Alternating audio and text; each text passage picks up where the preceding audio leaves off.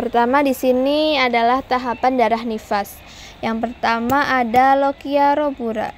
Lochia robura itu berlangsung selama 1-3 hari, berwarna merah kehitaman, volume seperti haid berat.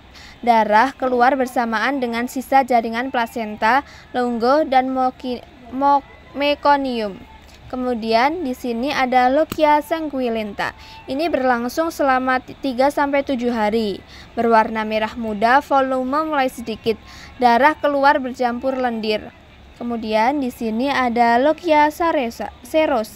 Lochia serosa itu berlangsung selama 7-14 hari. Berwarna kuning kecoklatan, volume lebih sedikit. Darah keluar mengandung sisa hormon dan sel darah putih. Kemudian di sini ada lochia alba.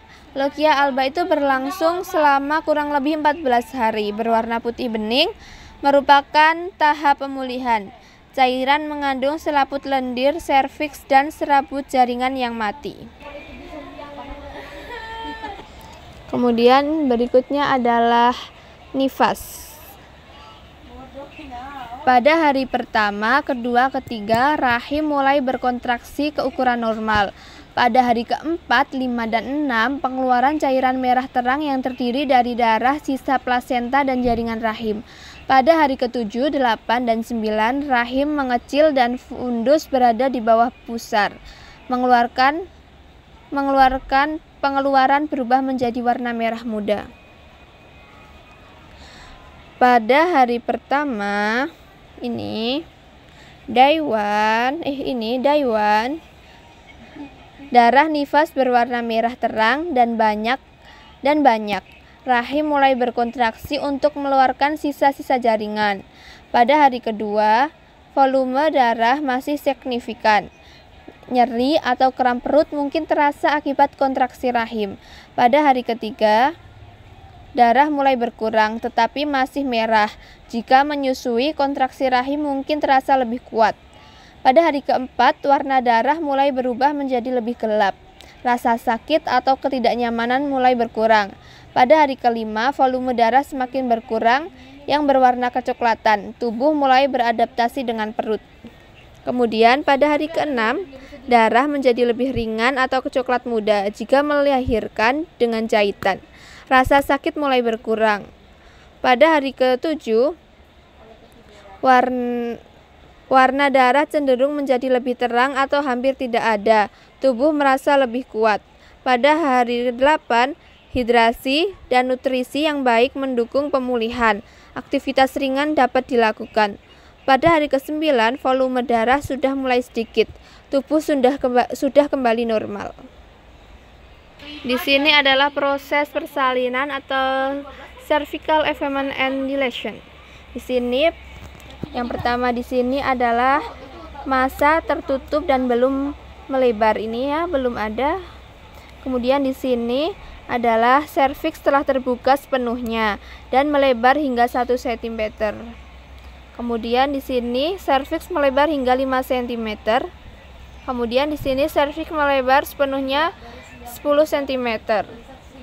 Pembukaan serviks secara bertahap yang diukur dalam cm dari 0 sampai 10 cm.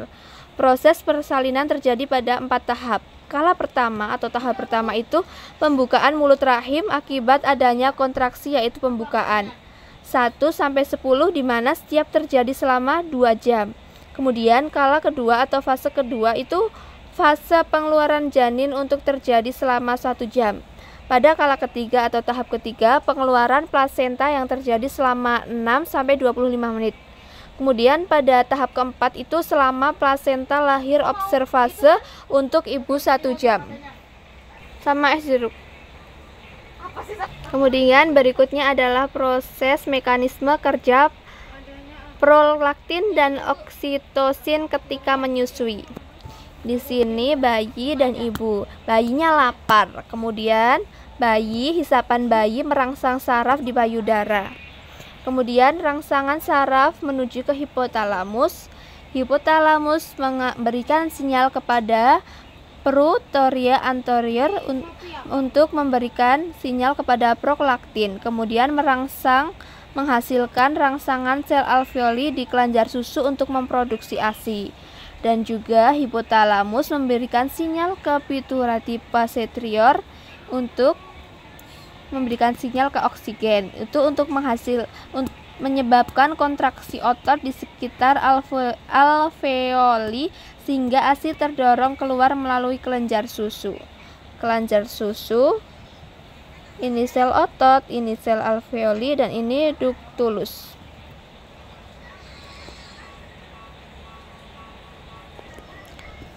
Kemudian yang terakhir di sini adalah anatomi payudara.